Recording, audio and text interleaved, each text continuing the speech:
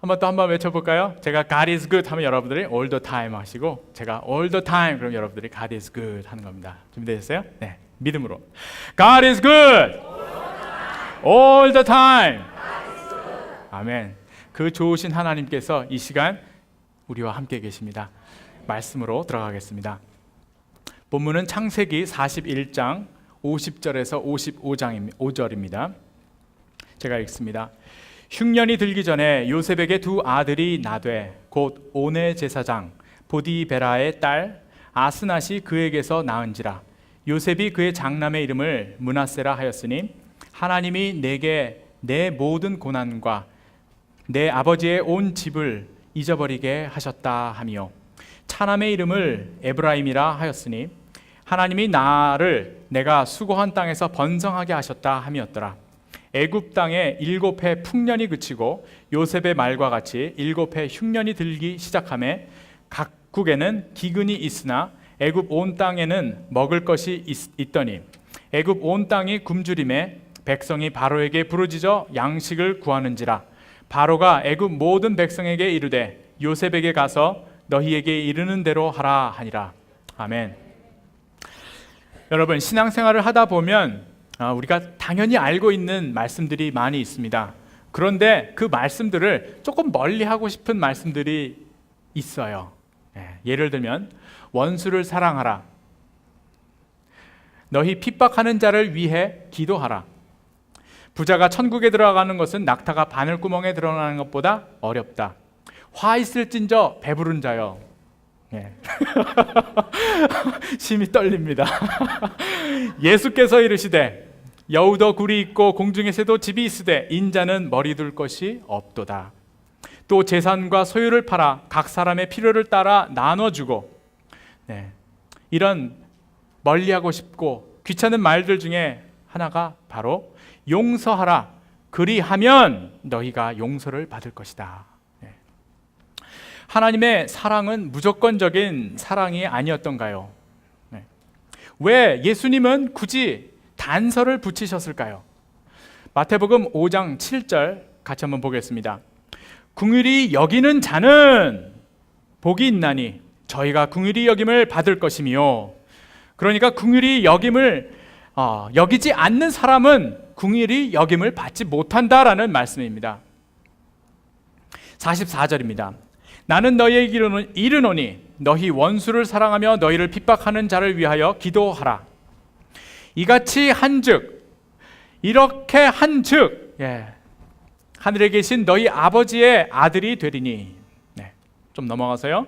너희가 너희를 사랑하는 자를 사랑하면 무슨 상이 있으리요? 세리도 이같이 아니하느냐? 또 너희가 너희 형제에게만 무난하면 남보다 더하는 것이 무엇이냐? 이방인들도 이같이 아니하느냐? 그러므로 하늘에 계신 너희의 온전하심과 같이, 아버지의 온전하심과 같이 너희도 온전하라. 여기서 온전하라는 말씀은 용서와 긍휼에 대한 온전함입니다. 너희가 사랑하지 않는 자를 사랑해라. 그래야 사랑하는 것이지, 그리스도인이라면 바로 나를 닮아야만 하는 것이야. 너희가 나를 구주로 시인한다면 사랑해야 돼 라는 주님의 말씀입니다. 마태복음 6장 12절, 우리가 우리에게 죄 지은 자를 사하여 준 것 같이 우리의 죄를 사하여 주옵시고. 성경에 나와 있는 유일무이한 하나님께서 가르쳐 주신 기도입니다. 우리가 우리에게 죄 지은 자를 사하여 준 것 같이 우리의 죄를 사하여 주옵시고. 단서가 붙습니다. 그리고 마침표로 끝납니다. 우리가 사하지 않으면 우리도 사함받지 못한다라는 주님의 말씀입니다. 농담도 아니고 예수 그리스도께서 십자가의 새 언약으로 하신 말씀입니다. 마태복음 18장 21절에서 22절입니다. 그때에 베드로가 나와 가로되 주여, 형제가 내게 범죄하면 몇 번이나 용서하여 주리이까? 7번까지 하오리이까? 예수께서 가라사대 내게 이르노니 7번뿐만 아니라 7번을 70번까지라도 할지니라. 율법에 3번 하라고 되어 있습니다. 그래서 베드로는 7번까지만 하면은 주님께서 그래, 그 정도면 됐어. 베드로야, 역시 넌 내 수석 제자야. 뭐 이런 말을 듣고 싶지 않았는가 우리가 생각할 수 있습니다. 결국 70번씩 7번 하라는 말씀은 숫자의 개념이 아니라 끝까지 주님처럼 사랑하라, 용서하라라는 말씀입니다. 1000번을 용서했습니다. 그런데 그 다음번에 용서 못하고 세상 떠났습니다. 주님 앞에 섰을 때 용서 안 한 것입니다. 그리고 예수님께서 비유를 다시 또 이어서 한 번 더 구체적으로 설명해 주십니다. 그만큼 주님이 이 용서에 있어서는 강조하고 계시는 겁니다.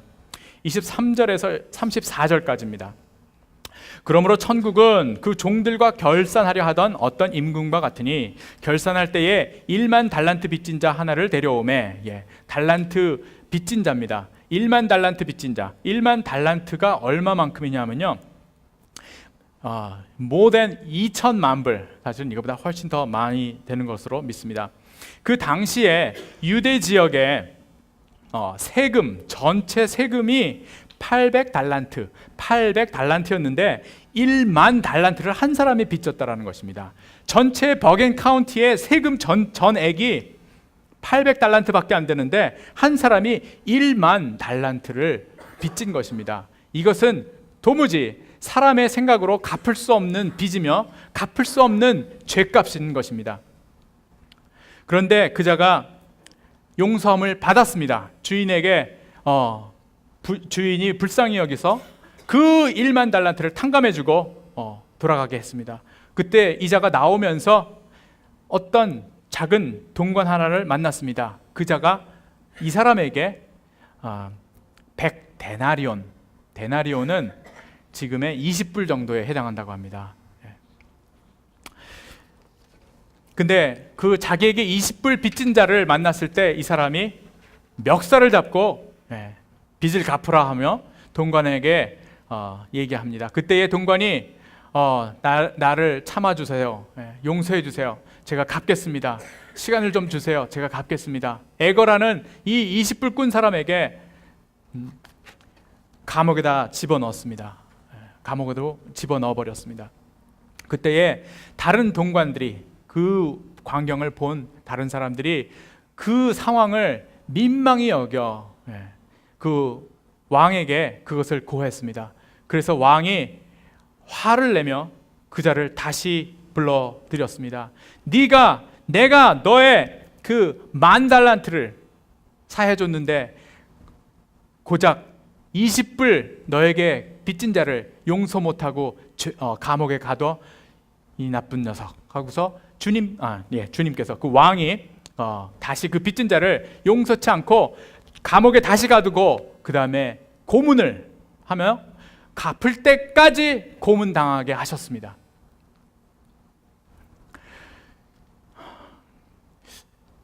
주님답지 않은, 하나님은 사랑의 하나님이시고 단서를 붙이지 아니하시는 주님이신데 왜 이렇게 단서를 붙이셨을까 생각할 수 있습니다. 그래도 상관이 없습니다.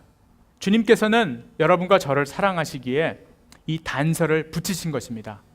우리가 자녀를 사랑할 때에, 자녀가 뭔가 배우기를 원할 때에, 자녀가 꼭 이것을 알길 원할 때에 우리는 단서를 붙여가며 자녀에게 가르칩니다. 제 아내가 8살인데 뭔가 꼭 배우기를 원하고 가르치기를 원할 때 저희 역시 뭐 포인트를 준다거나 또 이걸 하면 이걸 해줄게, 이렇게 꼭 단서를 붙여서 자녀에게 교육을 합니다. 이처럼 우리 주님도 생명처럼 아끼시는 온 인류와 저와 여러분에게 이 말씀을 주실 때에 단서를 붙이셔서 주셨습니다. 그 이유는 배우게 하기 위하십니다. 우리로 하여금 이것만큼은 알게 하기 위해서 하나님께서 단서를 붙여주셨습니다. 우리를 사랑하기 때문에, 너가 용서하지 않으면 나도 너를 용서할 수 없어, 용서를 배워 이 녀석아 그런 아버지의 마음이죠. 용서하지 않으면 쓰레기 더미에 사는 것과 같은 인생이 됩니다. 제가 한숨 쉴 때는 이유가 있습니다. 아까도 한숨 쉬었는데 또 한숨이 나옵니다. 이 대목에서 제가 지난번 설교할 때에 설교의 토픽이 부부싸움이었습니다. 부부싸움, 용서해야 되는데 용서하지 못함. 근데 결국엔 주님께서 주님의 마음을 저에게 알려주셔서 제가 주님의 마음으로 품을 수 있었다. 이건 제 스토리입니다. 제 쪽에서의 스토리인데요. 그런 설교, 주님의 마음으로 우리 사랑합시다, 용서합시다, 그런 설교를 했었습니다.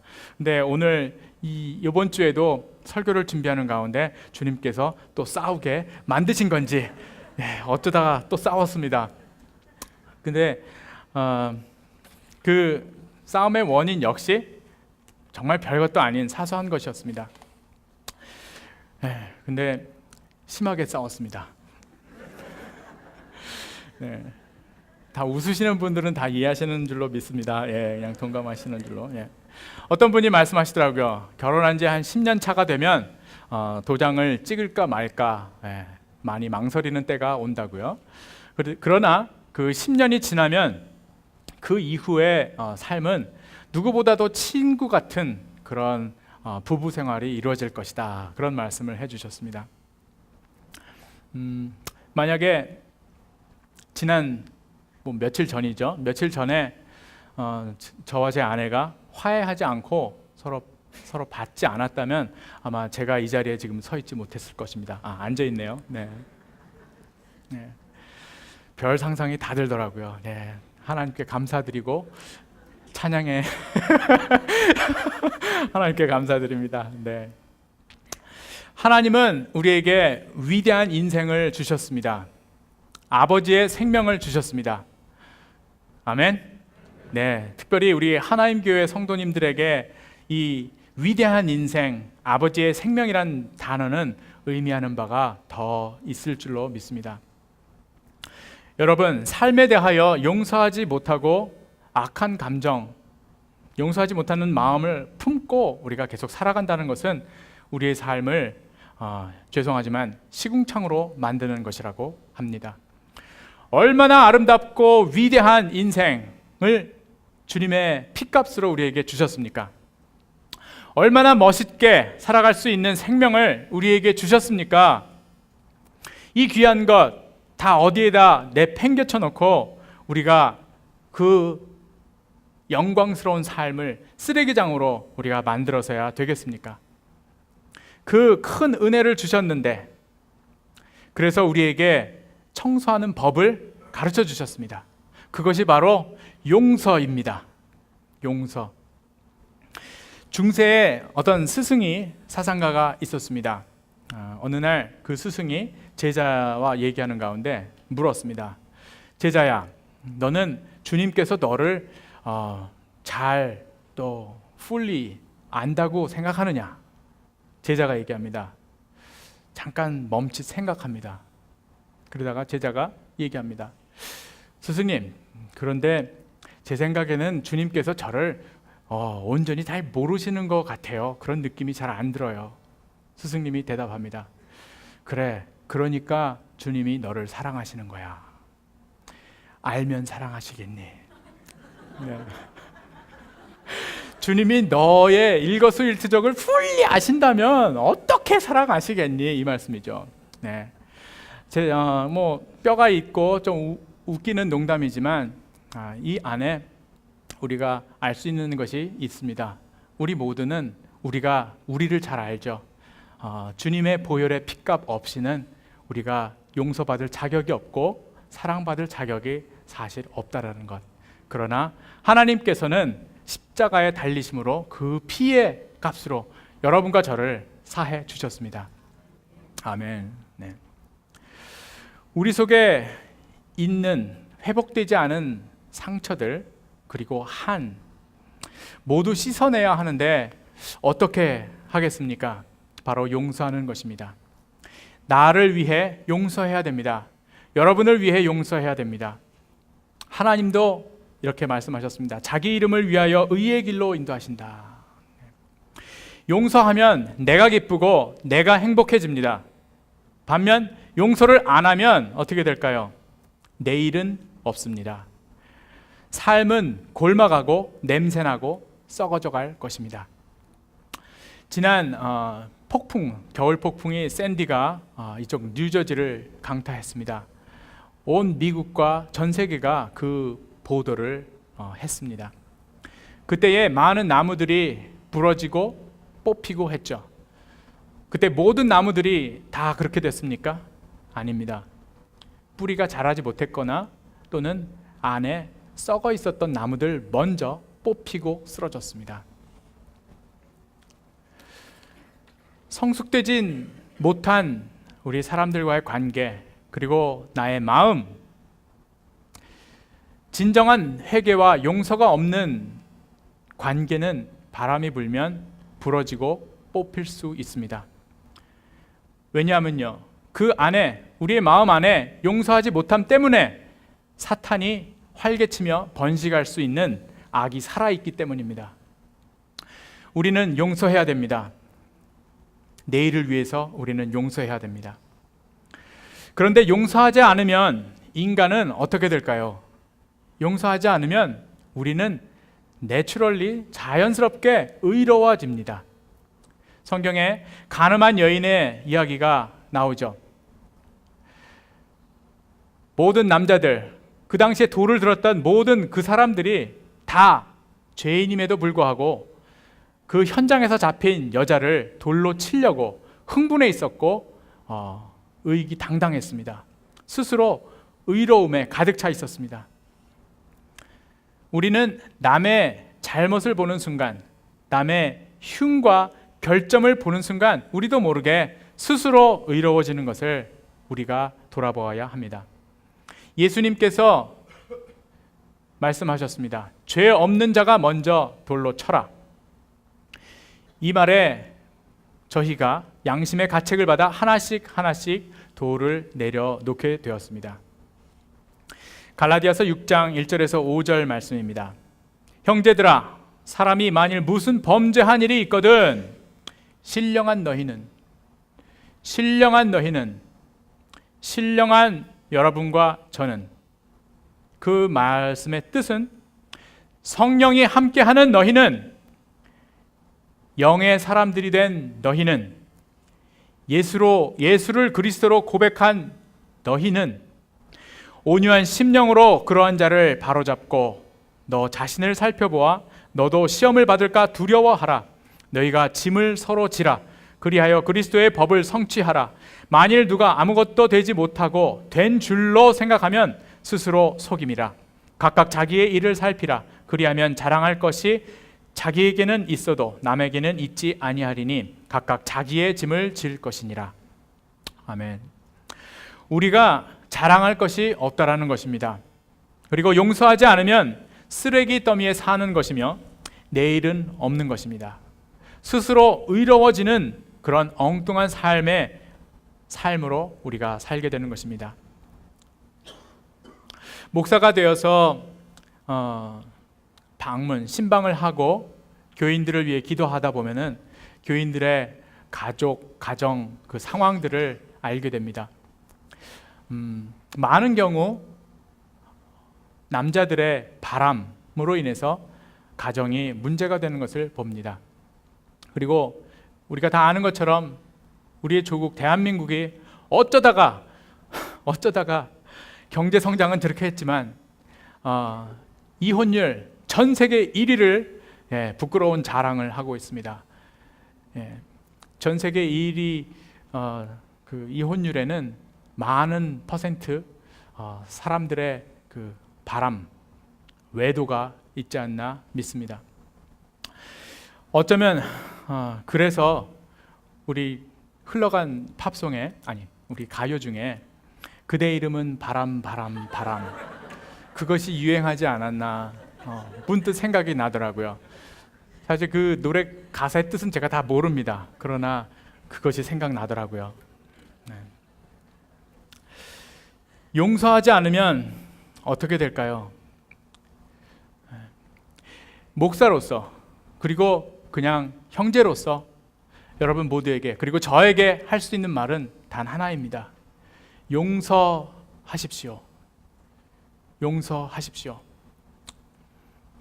그래야 삶을 살 수 있습니다. 삶다운 삶을 살고 하나님의 거룩하고 참된 삶을 우리가 살아갈 수 있습니다. 용서하지 않으면 어떻게 됩니까? 바람핀 놈이나 용서 못한 놈이나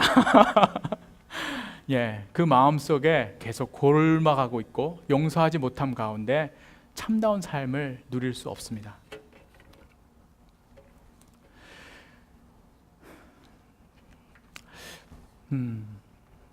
주님은 용서할 수 없는 사람을 사랑하셨습니다. 그리고 우리에게 사랑하라, 용서하라 라고 말씀합니다. 할 만한 자를 사랑하면 무슨 상이 있겠는가 라고 주님은 말씀하십니다.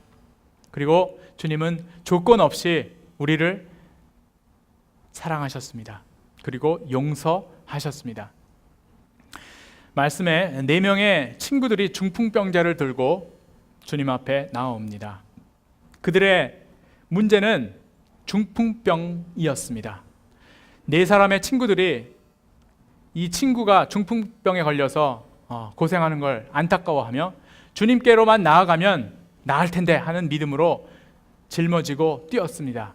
근데 그날 당일날 그 집에는 많은 사람들로 인해서 주님께로 나아갈 수가 없었습니다.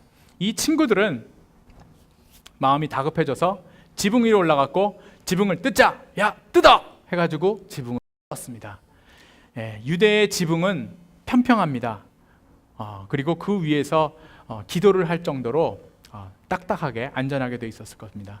그런데 그런 지붕을 뜯었습니다.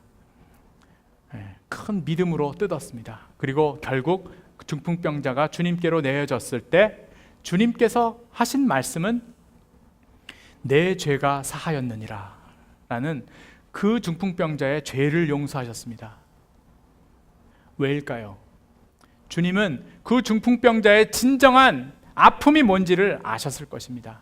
그가 오랜 세월 동안 비록 중풍병에 누워 있었지만 고통 가운데 있었지만 그때 그가 했던 그 마음, 내가 싸지 싸, 내가 천벌을 받을 만하지, 아픔, 용서하지 못한 자의 괴로움, 그것 갖고 주님 앞에 나아갔습니다.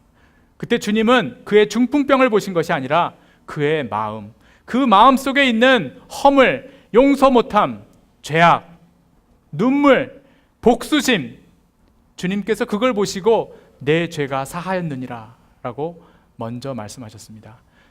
그리고 나서 그 병을 고쳐주셨습니다. 가늠한 여인의 스토리에서도 주님은 이렇게 말씀하셨습니다. 나도 너를 정죄하지 아니하노니 하시며 아무런 조건 없이 일방적으로 주님께서 고쳐주시고 그 죄를 사해 주셨습니다. 탕자의 비유에서도 돌아온 탕자에게 그 아버지는 아무 말도 하지 않은 탕자를 보고 측은한 마음이 들었고 아들을 향해 달려갔고 목을 안싸안고 붙잡고 울며 아들아 아들아 울었습니다. 그 마음에 아들을 용서하는 마음이 이미 있었습니다. 그 아들이 아무 말 하지 않았음에도 불구하고 아버지는 달려가서 아들을 껴안고 울었습니다. 로마서 5장 8절 말씀을 우리 한번 다 같이 읽겠습니다. 시작.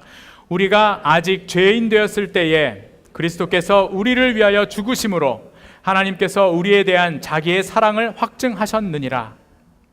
우리가 아직 죄인이었을 때에, 아직 회개하지 않았을 때에, 죄 가운데 있을 때에 주님께서 우리를 사랑하시고 용서하셨던 것입니다. 그 사랑을 오늘 주님은 저와 여러분에게 말씀하시는 겁니다. 아직 회개하지 않았더라도, 너에게 미안하단 말 하지 않더라도 너가 회개하라, 아니 용서하라, 그 말씀입니다. 믿음을 갖고 용서하실 수 있기를 바랍니다. 하나님이 살아계시며 나의 아픈 눈물을 다 아십니다. 여러분의 마음을 누구보다 잘 알고 계십니다.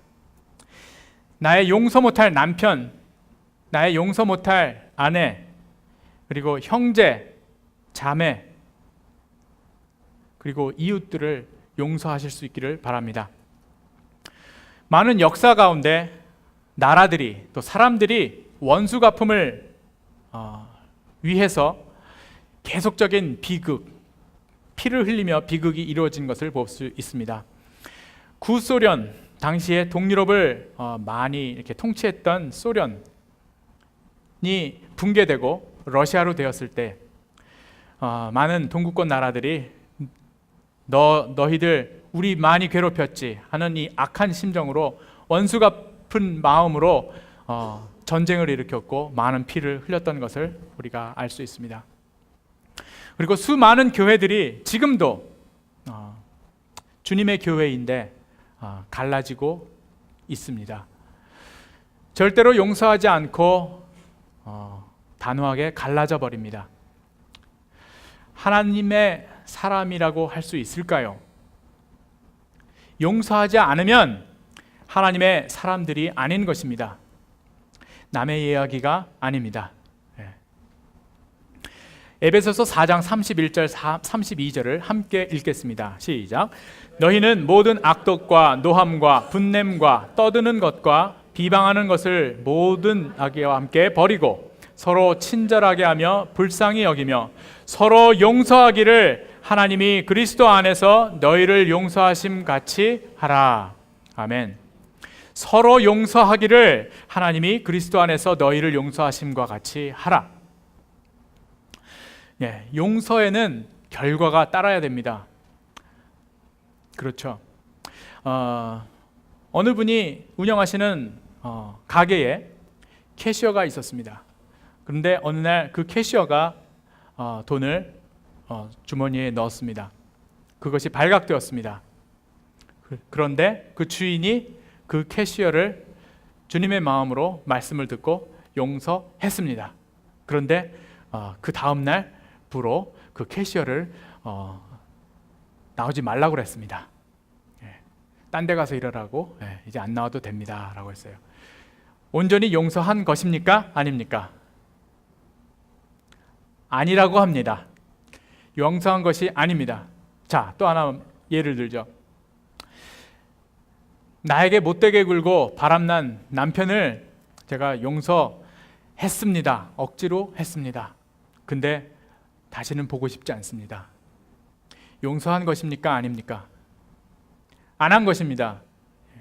하나님의 용서는 원래의 자리로 되돌아가야 되는 것입니다. 하나님은 거기까지 우리에게 원하시는 것입니다. 우리가 입술로만 난 용서했습니다. 난 용서했습니다. 나는 용서했습니다. 하고 마음으로, 삶으로, 진정으로 그 사람을 품지 못한다면 그건 용서한 것이 아닙니다. 보고 싶지 않고 말하고 싶지 않고 부모 간에, 자식 간에, 형제 간에 이러한 용서하지 못함이 얼마나 우리 안에 많이 있습니까? 주님께서 말씀합니다. 너가 용서하지 않으면 나 역시 용서 못해. 용서해라. 오늘 주시는 말씀입니다. 마무리 들어갑니다. 마음속에, 여러분들 마음속에 있는 보고 싶지 않은 사람들, 그리고 여러분들 스스로, 여러분들 자신이 될 수도 있습니다. 내가 나를 용서하지 못하는 분들이 많이 있습니다. 한번 떠올려 보시기 바랍니다. 여러분들 마음속에.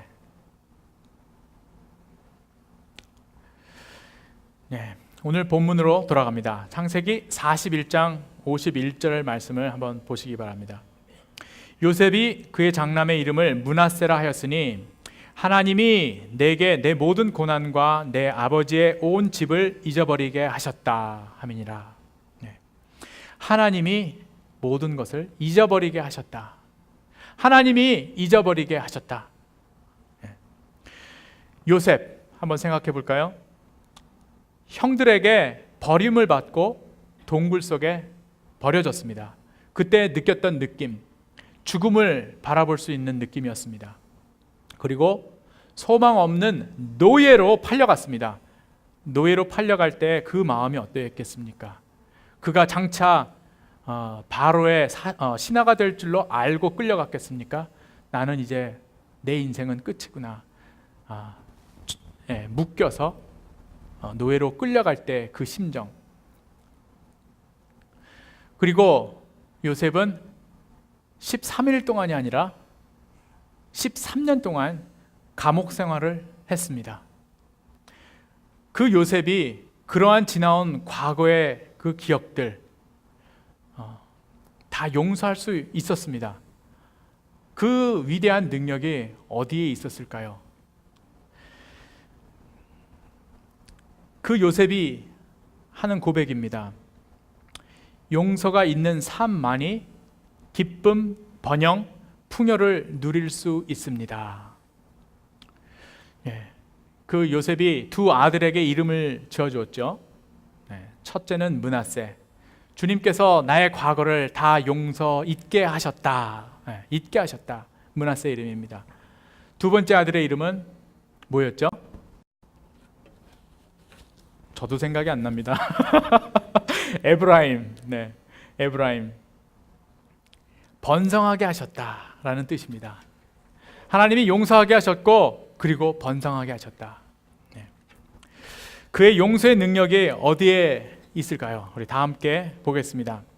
41장 25절입니다. 요셉이 바로에게 아뢰되 바로의 꿈은 하나라.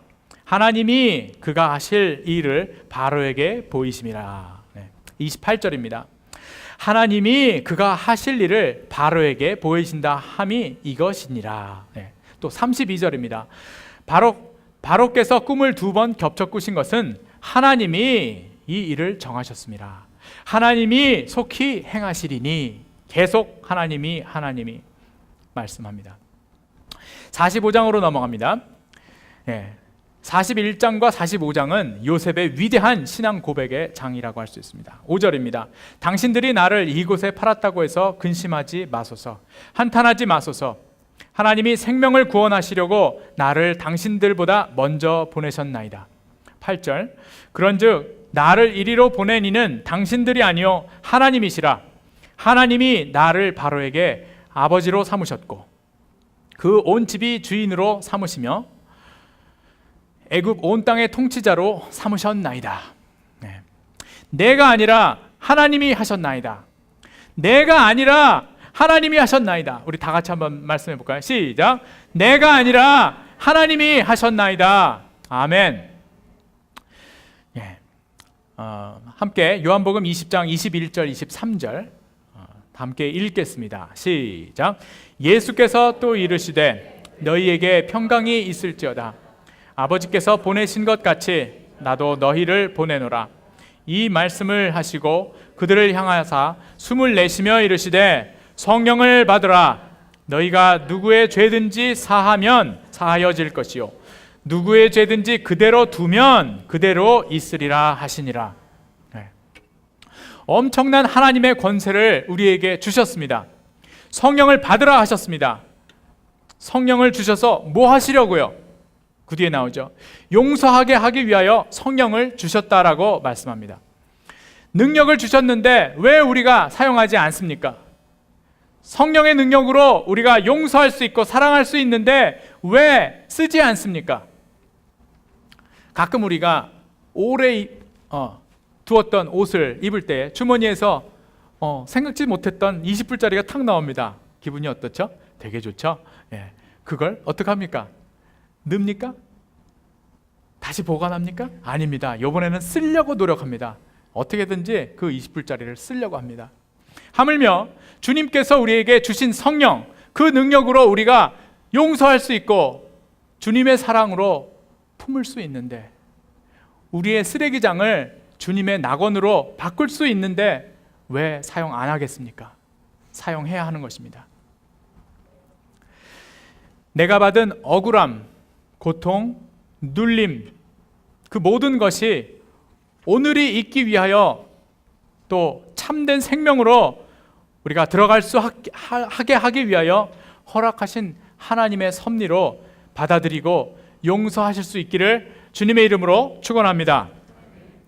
남편과 아내 사이, 부모와 자식, 형제와 자매, 또 교인들 사이, 어디에서든지 용서가 없는 자리가 보이시면 여러분은 죄사함의 권능을 사용하셔서 용서하심으로 절망이 있는 곳에 희망을, 상처가 난 곳에 아름답게 메우시는, 깨어진 자리를 새롭게 만드시는 성령의 권능을 마음껏 발휘하시는 여러분들의 삶이 되시기를 주님의 이름으로 축원합니다. 기도하겠습니다. 이 시간 기도하실 때에 여러분 마음속에 있는 오래된 상처, 오래된 분노, 용서 못하고 있는 형제와 자매, 언니, 누나, 형, 그리고 용서하지 못했던 오래된 친구, 주님께 내어드리기를 원합니다. 무엇보다 여러분 자신을 주님께 내어드리고 주님께 나아가는 여러분 되시기를 바랍니다.